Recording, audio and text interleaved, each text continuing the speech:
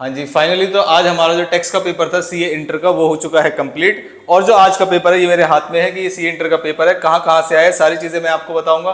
Plus जो हमने tax की स्ट्रेटेजी डिस्कस की थी, जो मैंने सुपर 30 दिया था इनकम टैक्स के लिए भी दिया था, कुछ बच्चों को जीएसटी के लिए भी दिया था, और जो हमने इसके अंदर स्ट्रेटेजी और टॉपिक वाइज डिस्कशन किया था कि कहाँ कहाँ से पेपर आएगा, किस किस को इंपॉर्टेंट मार्क किया था, और जीएसटी के लिए भी हमने कुछ ऐसे इंपॉर्टेंट डिस्कस किया था, तो कहाँ वहां से पेपर आया है या नहीं आया है। प्लस काफी सारे बच्चों ने मुझे बताया कि सर पेपर जो है वो नॉर्मल से थोड़ा सा डिफिकल्ट है, तो अलग अलग बच्चे के अलग अलग रिव्यूज हैं।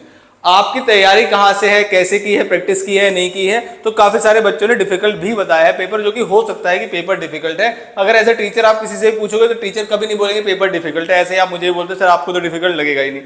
लेकिन अगर पेपर कुछ स्ट्रेटेजी से बनाया गया है, और मैं आपको टॉपिक्स दिखा रहा हूं आज की, बताइए कि ये वाले जो टॉपिक्स है ये मैंने ऑलरेडी मार्क कर रखे थे, तो अगर आपकी प्रैक्टिस रही होगी तब आप सॉल्व करके आ गए होगे। अगर आपकी प्रैक्टिस नहीं रही होगी उन टॉपिक्स की, बस देख देख के चले गए, तो आप सॉल्व करके नहीं आए। आप मुझे अपना पेपर बताना जनरली की जो एमसीक्यूज थे वो कैसे थे, डिस्क्रिप्टिव पेपर कैसा था, डिफिकल्ट था नहीं था, तो कमेंट बॉक्स में मुझे बताना, जिससे मुझे रियल पिक्चर पता चले कि पेपर था कैसा एक्चुअली में, as a student point of view से पता चले कि आपका पेपर कैसे गया। मैं आ जाता हूं आपको वन बाय वन बताने की। जो चैप्टर नंबर जो पहला पार्ट है वो इनकम टैक्स का होता है, और इनकम टैक्स का जो पहला क्वेश्चन होता है वो हमेशा पीजीबीपी से आता है। जब मैं इसकी स्ट्रेटेजी बनाता हूं बच्चों की, तो पीजीबीपी जहां पर भी लिखा होता है वहां सबसे पहले लिखा होगा पीजीबीपी का क्वेश्चन फर्स्ट क्वेश्चन होगा और इंपॉर्टेंट है और यहां से आएगा। तो जो बच्चे कह रहे हैं, अगर ऐसा सोच रहे हैं कि paper out of the box आया होगा, तो out of the box paper कभी नहीं आता है, वही घुमा फिरा के टॉपिक्स आपसे पूछे जा सकते हैं। हाँ, नए क्वेश्चन थे ये आप ऐसा बोल सकते हैं अगर आपने पेपर पूरा सॉल्व किया है तो। फिर आगे हम सेकंड क्वेश्चन। सेकंड क्वेश्चन का जो चैप्टर है वो है रेजिडेंशियल स्टेटस। अब आप बोलोगे सर चैप्टर लिखने से क्या होता है। रेजिडेंशियल स्टेटस एक बहुत बड़ा चैप्टर है, अगर आप चैप्टर लिख दोगे तो ऐसा लगेगा वहां से तो क्वेश्चन आना ही आना। अब मैं आपको टॉपिक दिखाता हूं कि क्या मैंने टॉपिक भी बताया था कहां से क्वेश्चन आता है। तो जब आप टेक्स्ट की स्ट्रेटेजी खोलोगे, सबसे पहले चैप्टर लिखा हुआ है रेजिडेंशियल स्टेटस। उसके अंदर मैंने बताया था कि इसके अंदर अमेंडमेंट जरूर देख लेना। एक अमेंडमेंट थी 120 प्लस दिन वाली, ये मैंने जो यहां पर लिखा हुआ है, ये मैंने लास्ट जो आपकी इनकम टैक्स की रिवीजन स्ट्रेटेजी बताई थी मैंने उसी दिन लिखा था कि 120 दिन वाला कंसेप्ट और जो 15 लाख वाला कंसेप्ट है वो आप जरूर करके जाए, जिसकी इलस्ट्रेशन मैंने आपके सामने लिखी हुई है। कंटिन्यूस डिस्कास सर्टिफिकेट सारी चीजें बताई थी। अब आप जब क्वेश्चन को खोलेंगे तब आपको समझ में आएगा कि एक व्यक्ति था जो इंडिया को छोड़ के गया था एम्प्लॉयमेंट पर्पज के लिए, रेजिडेंशियल स्टेटस की एक्सेप्शंस में कवर होता है, जिनके ऊपर 60 डेज वाला कंसेप्ट नहीं लगता है। तो मैं पूरा पेपर तो सॉल्व नहीं करूंगा, लेकिन छोटी छोटी चीजें आपको बता दूंगा। ये इसका पहला पार्ट था जो कितने मार्क्स का था, 3 मार्क्स का। उसके बाद जो अगला पार्ट था जो अमेंडमेंट से आया है, जिसमें 120 प्लस दिन वाला कंसेप्ट आपको मैंने बताया था। तो ये देखिए स्ट्रेटेजी, इसमें लिख रहा है कि 120 प्लस दिन वाला अमेंडमेंट आपके एग्जाम में आ सकता है, और वही आपको आपके एग्जाम में देखा कि 120 प्लस दिन मतलब 125 दिन वाला कंसेप्ट इन्होंने लगाया है, और प्रीवियस ईयर में वो कितने दिन के लिए आया है, 200 दिन के लिए। तो ऐसे व्यक्ति की अगर इंडियन सोर्स इनकम 15 लाख से ज्यादा अगर होती है तो हम उसको इस एक्सेप्शन से हटा देते हैं और उसे रेजिडेंट बनने का मौका देते हैं। देखिए, income from business in Australia control from Australia, बाहर वाले इनकम में टैक्स नहीं लगता। Income from business in Sri Lanka control from Chennai, tax लगता है, इसे इंडियन सोर्स इनकम मानते हैं, इंडियन सोर्स इनकम। तो यही 16 लाख हो गई है। फिर short term capital gain on share of Indian company received in Australia, ये भी आपकी इनकम में काउंट होगा। Income from agriculture income in Australia received there and brought to India, तो ब्रॉट टू इंडिया का कुछ नहीं होता। तो इस व्यक्ति की जो टोटल इंडियन सोर्स इनकम है वो है 16,50,000, which is greater than 15 lakhs. और जो इसके डेज वगैरह आपने निकाले होंगे तो प्रीवियस ईयर में 200 से ज्यादा है, प्लस पिछले 4 साल में देखोगे तो 125 इंटू 4 करोगे तो 365 से भी ज्यादा हो जाएंगे, जो कि हमारा ये व्यक्ति RNOR बन जाएगा। पूरा क्वेश्चन मैंने देखा नहीं है, लेकिन मैं आपको क्या बता रहा हूं कि ये अमेंडमेंट से क्वेश्चन था, और ये अमेंडमेंट मैंने यहां पर आपकी सबसे टॉप पे लिखी हुई है कि रेजिडेंशियल स्टेटस में अमेंडमेंट यहां से आई है। ये था आपका अगला क्वेश्चन। अब आते हैं उससे नेक्स्ट पार्ट पे। नेक्स्ट पार्ट जो था ये एप्लीकेबिलिटी बताता था, पर्टिकुलर चैप्टर वगैरह में डिस्कस करने की जरूरत नहीं है, तो ये एप्लीकेबिलिटी बताता था। कुछ क्वेश्चन में आपसे टीडीएस भी पूछ रहा था कि बताइए टीडीएस लगेगा या नहीं लगेगा। तो टीडीएस एक बहुत इंपॉर्टेंट क्वेश्चन होता है। तो टीडीएस क्या हमने मार्क किया हुआ है, आंसर इज यस। सबसे इंपॉर्टेंट क्वेश्चंस में हमने टीडीएस लिखा है, और जो मैंने इंपॉर्टेंट चैप्टर्स लिखे थे उसमें सबसे ऊपर टीडीएस के ऊपर ही स्टार लगाया कि हमेशा पेपर में आता है। फिर आ गए हम आगे। नेक्स्ट जो क्वेश्चन था वो आपका था SEZ वाला क्वेश्चन। एक मैंने सुपर 30 करके कुछ क्वेश्चंस रिलीज किए थे बच्चों के लिए कि ये वाले क्वेश्चन आप जरूर देख के जाइए। उस सुपर 30 वाले क्वेश्चंस में से क्या पेपर था, देखिए जरा ध्यान से। SEZ वाला क्वेश्चन है, ये नवंबर वाले बच्चे भी जरूर देखें कि पेपर किस तरीके से। ये SEZ वाला क्वेश्चन है जिसमें टोटल प्रॉफिट दिया है, प्रॉफिट फॉर बिजनेस यूनिट दिया है, एक्सपोर्ट प्रॉफिट दिया है, एक्सपोर्ट का टर्नओवर दिया है, ये सारी चीजें क्वेश्चन में गिवन है। ऐसा ही ये क्वेश्चन है जिसके अंदर प्रॉफिट फॉर एसईजेड दिया है, एक्सपोर्ट सेल्स दी है, डोमेस्टिक सेल्स दी है, वहां पर टर्नओवर लिखा है, यहां पर सेल्स दी है। इसका क्वेश्चन मैंने अपनी सुपर 30 वाली लिस्ट में डाला, ये दिख रहा है आपको सुपर 30। इस सुपर 30 के अंदर मैंने क्वेश्चन नंबर डाला है इलस्ट्रेशन नंबर 7 के नाम से। अगर आप ये वाली इलस्ट्रेशन करके गए होगे जो कि मैंने रिलीज की थी, तो आप ये वाला क्वेश्चन भी सॉल्व करके आ चुके होंगे। अब आते हैं अगले पार्ट पे। नेक्स्ट क्वेश्चन किस तरह था? सैलरी का। मैंने इस बार कहा था कि एक्सपेक्टेड है कि सैलरी का क्वेश्चन आएगा, वीडियो देखिएगा इनकम टैक्स वाली, और सैलरी का क्वेश्चन आया। प्लस जो सैलरी के क्वेश्चन की शक्ल थी वो किस तरीके से थी, ये देखिए। ये है थर्ड का भी क्वेश्चन। क्या लिखा हुआ है आपका? ये इलस्ट्रेशन नंबर है, किसी की बुक फॉलो करने की जरूरत नहीं होती आपको टेक्स्ट में। ये इलस्ट्रेशन नंबर 20 है इंस्टीट्यूट के स्टडी मटेरियल की, जो कि हमारे सुपर 30 लिस्ट वाले उसमें दिख रही होगी आपको। और आगे जब हम इसको थोड़ा सा नीचे ओपन करेंगे तो पता चलेगा कि इसके अंदर ग्रेच्युटी रिसीव हुई है, लीव इनकैशमेंट की बातें की गई हैं इसके अंदर, बाकी सारी चीजें की गई हैं। अब मैं पेपर खोलता हूं, देखिए इस सबसे पहले ग्रेच्युटी रिसीव हुई है, लीव इनकैशमेंट की बात। आप ये देखिए क्वेश्चन की शक्ल भी बिल्कुल वैसी ही है, डिजिट थोड़ी सी चेंज हो सकती है, क्योंकि इनकम टैक्स का पेपर है, कोई बीकॉम का पेपर तो है नहीं है आपके, सीए इंटर का पेपर है, तो बिल्कुल शक्ल भी चेंज, इन्होंने अमाउंट चेंज की है, शक्ल चेंज नहीं हुई है पेपर की। अगर आपको टैक्स के पेपर में इस तरीके से इंफॉर्मेशन मिल जाए और जो आपने प्रैक्टिस करके गए होगे, ऐसा कॉन्फिडेंस बूस्ट हो जाए कि हाँ एक सुपर 30 की लिस्ट आई थी, हमने वो प्रैक्टिस की थी, क्वेश्चन सॉल्व हो गए, तो एग्जाम में ऑटोमेटिक कॉन्फिडेंस आता है।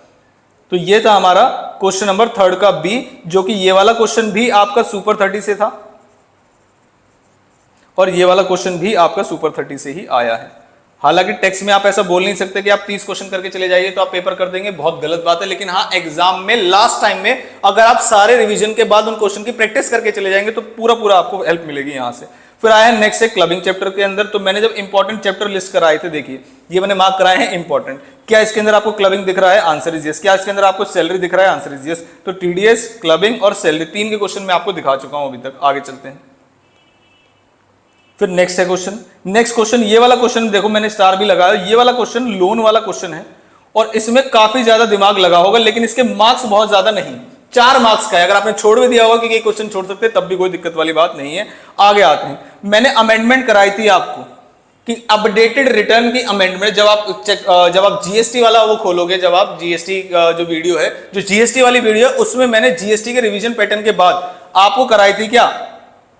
अमेंडमेंट्स। ये जीएसटी की रिवीजन स्ट्रेटेजी थी। नेक्स्ट पॉइंट में जैसे इनकम टैक्स अमेंडमेंट खोलोगे, सबसे पहले आपको टॉपिक दिखेगा किस चीज का? अपडेटेड रिटर्न का। और मैंने कहा था ये इस बार की रिटर्न है, इसकी अमेंडमेंट है और एग्जाम में आ सकती है। तो देखिए कितने मार्क्स के लिए आपके एग्जाम में आई है। ये आपकी अपडेटेड रिटर्न है और मार्क्स कितने हैं? 4। पूछा क्या था इसने, ये सुन लीजिए। अपडेटेड रिटर्न कौन, what is the time limit with in which updated return can be filed? और जो मैंने आपको देखो यहां क्लियर कट समझाया हुआ है, this is the time limit. ये रही टाइम लिमिट। कितनी टाइम लिमिट थी? जब आपका असेसमेंट ईयर एंड होता है उसके विद इन 2 ईयर्स तक आप अपडेटेड रिटर्न फाइल कर सकते हैं। अगर 1 ईयर के अंदर फाइल करते हैं तो आपके ऊपर 25% का एडिशनल टैक्स लगता है, और अगर 2 ईयर्स के अंदर फाइल करते हैं तो आपके ऊपर कितने का टैक्स लगता है? 50% का। तो ये पहला क्वेश्चन था, मतलब इसका पहला पार्ट था, पहली रिक्वायरमेंट थी। जब आप इसका दूसरा पार्ट पढ़ेंगे तो पता चलेगा also enumerate the circumstances in which updated return can not be furnished. मतलब ये भी पूछा था कि नॉन एप्लीकेबिलिटी क्या है, तो मैंने वो भी डिस्कस की थी। देखिए ये इसका प्रैक्टिकल एस्पेक्ट था, ये इसका थ्योरी एस्पेक्ट था कि नॉन एप्लीकेबिलिटी क्या है। तो ये थी अगर लॉस की रिटर्न थी तो आप इसके ऊपर एप्लीकेबल नहीं करते। पहले जो रिटर्न भरी थी लॉस की, इस साल जो रिटर्न भरोगे वो आप लॉस के अगले लॉस की कर सकते हो नहीं। पहले आपने जो इनकम भरी थी इस साल, जो मतलब पहले जो इनकम भरी हुई थी आपने रिटर्न के अंदर, अब जो इनकम कर रहे हो वो कम कर रहे हो तो वो भी नहीं कर सकते। 3 केसेस आपको नॉन एप्लीकेबिलिटी के बताने थे, जो कि अमेंडमेंट में सबसे ऊपर एग्जाम से एक दिन पहले मैंने आपको बताया था कि शॉर्ट में करके चले जाइएगा, एग्जाम में आएगा जरूर। तो ये आपको सीधा सीधा एग्जाम में दिख रहा है। कितने मार्क्स के लिए आया है? 4 मार्क्स के लिए। मतलब जो बच्चे कह रहे हैं डिफिकल्ट आया है पेपर, तो यकीन मानिए आपकी जो स्ट्रेटेजी है पेपर को लेके वो खराब है। अदरवाइज पेपर ने सरप्राइज बिल्कुल भी नहीं किया। अगर आप स्ट्रेटेजी से चल, मेरी स्ट्रेटेजी नहीं, कोई भी स्ट्रेटेजी अगर आपने फॉलो की होगी थ्रू आउट देर कि पेपर के इंपॉर्टेंट टॉपिक्स क्या है, कहां से हिट करता है, तो आपको बिल्कुल भी पेपर डिफिकल्ट नहीं लगा होगा। फिर आ गए हम कौन से पार्ट पे? ये सेक्शन नंबर बी। तो ये था आपका इनकम टैक्स वाला पार्ट। इनके सॉल्यूशंस वगैरह हम डिस्कस करेंगे कब? जब एक बार ग्रुप 2 वाले पेपर खत्म हो जाएंगे उसके बाद इनके सॉल्यूशंस डिस्कस करेंगे। अभी इसका कोई मतलब वैसे मतलब नहीं बनता। हाँ ये मैं बता दूं, इनकम टैक्स का पेपर आपको दिख रहा है, हर एक पेपर, मैंने पहला क्वेश्चन कहा था पीजीपी से आता है 14 मार्क्स का। पीजीपी की प्रैक्टिस होगी तो आप 14 मार्क्स का पेपर अटेम्प्ट करके आएगा। ध्यान रखिएगा अगर आपकी कोई ना कोई एंट्री गलत है तो एग्जामिनर पूरा क्वेश्चन, पूरे जो लिस्ट है वो नहीं काटता है, आपकी स्टेप मार्किंग होती है, बस वर्किंग नोट्स आपने प्रॉपर बनाए हो। रेजिडेंशियल स्टेटस पूरा मैंने आपको बताया था कि ये इसकी अमेंडमेंट है, यहां से करके जाइएगा तो वो भी आपको मिला। RNOR ये वाला 7 नंबर का क्वेश्चन आपको दिख गया है यहां से।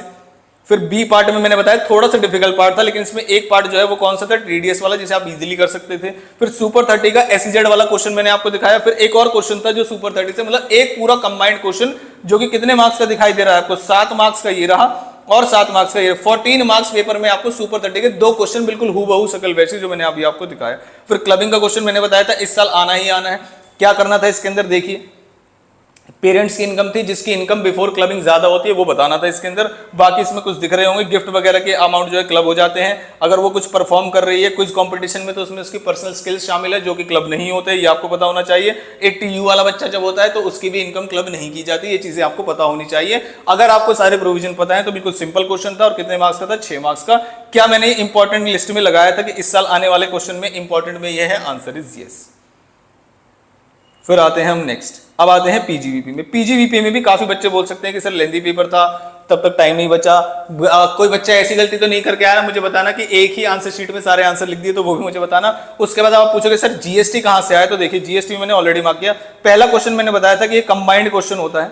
जीएसटी का पेपर पैटर्न बताता हूं आपको। पहला क्वेश्चन मैंने आपको बताया था क्या, कंबाइंड क्वेश्चन होता है। तो कंबाइंड क्वेश्चन हमने जब जीएसटी का रिवीजन स्ट्रेटेजी देखी थी उसके अंदर मैंने पेपर पैटर्न डिस्कस किया था। देखिए ये रहा, जिसके अंदर पहला क्वेश्चन कंपलसरी क्वेश्चन कितने मार्क्स के लिए, 8 मार्क्स। तो ये कंबाइंड क्वेश्चन होता है। कंबाइंड का मतलब काफी सारे चैप्टर से मिला होता है। तो ये आपको ऐसा क्वेश्चन था। अगर हालांकि मैं जीएसटी की सुपर 30 डिस्कशन नहीं करूंगा क्योंकि मैंने पब्लिक नहीं दी थी, इंडिविजुअली कुछ ही बच्चों को भेजी थी, ठीक है। उसके बाद आते हैं नेक्स्ट, ये भी एक कंबाइंड क्वेश्चन है।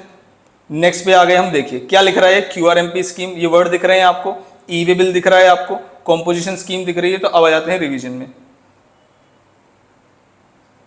अब आते हैं रिवीजन स्ट्रेटेजी में कि क्या हमने ये सारी चीजें डिस्कस की हैं। यहाँ पर हम आते हैं फटाफट से, क्या आपको ई वे बिल दिख रहा है आपको, आंसर इज यस।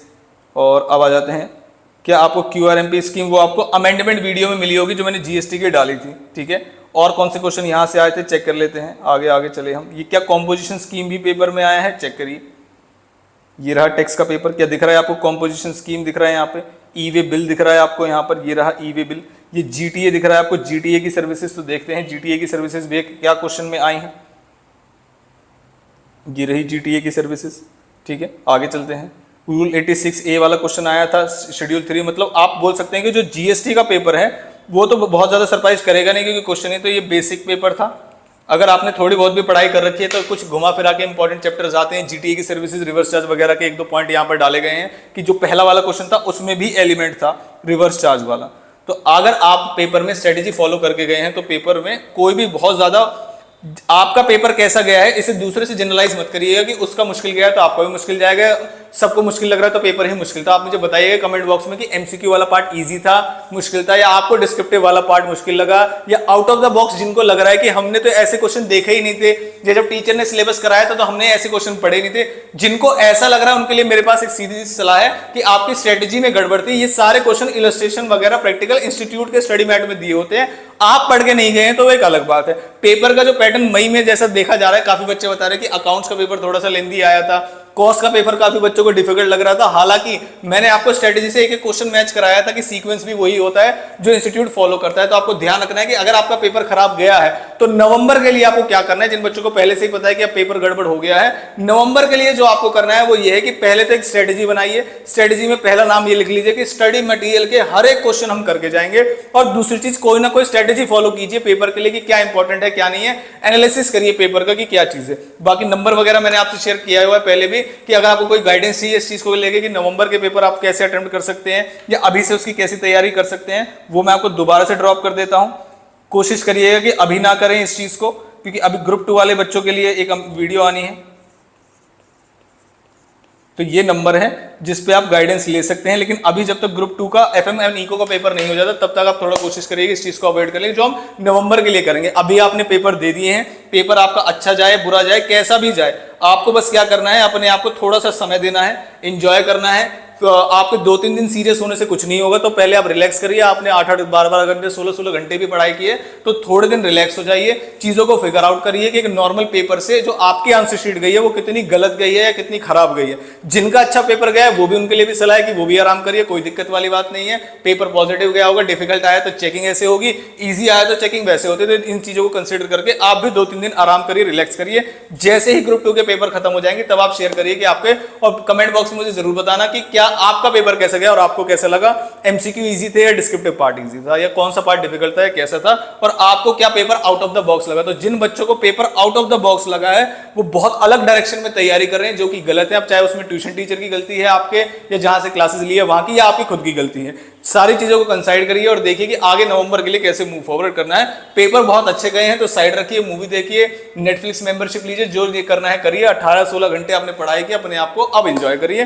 बाकी जो नेक्स्ट वीडियो होगी जो मैं लेके आऊंगा वो आपके लिए एफएम एंड इकोनॉमिक्स की होगी, जिसके अंदर एफएम वाला पार्ट, इकोनॉमिक्स वाला पार्ट, इंपॉर्टेंट क्या है वो सारी चीजें डिस्कस कर रहे होंगे। और पेपर भी वैसा ही आएगा, ये मैं आपको अगले पेपर के रिव्यू वाले दिन बताऊंगा। और रिव्यू वीडियो हमेशा बनेगी पेपर खत्म होने के बाद कि क्या पेपर ऐसा आया है या नहीं, जैसे मैंने टेक्स्ट में बनाई है। तो ऑल द वेरी बेस्ट। तो ग्रुप 2 वाले बच्चे अब जुड़ सकते हैं मेरे साथ, जो मैंने नंबर शेयर किया है वो अब आपके लिए ऑपरेटिव है ग्रुप 2 वाले बच्चों के लिए। 1 वाले बच्चे थोड़ा सा कोशिश करिए कि थोड़ा सा बाद में पूछें, ये ग्रुप 1 वाले बच्चों के लिए अभी नहीं है। आप किसके लिए हो गया? ग्रुप 2 वाले बच्चों के लिए। तो जो भी आपको हेल्प चाहिए, सिर्फ और सिर्फ एफएम एंड इकोनॉमिक्स की बात कर रहा हूं मैं, स्पेशली एफएम के 60 मार्क्स में आपको कैसे एनालिसिस वीडियो चाहिए। बस इतनी वीडियो के साथ हम समाप्त करते हैं। जरूर बताइएगा कि आपका पेपर कैसा गया और कैसा लगा, ताकि मैं जनरलाइज कर सकूं कि बच्चों की जो डायरेक्शन लेस तैयारी है वो कितनी ज्यादा है। ठीक है, ऑल द वेरी बेस्ट।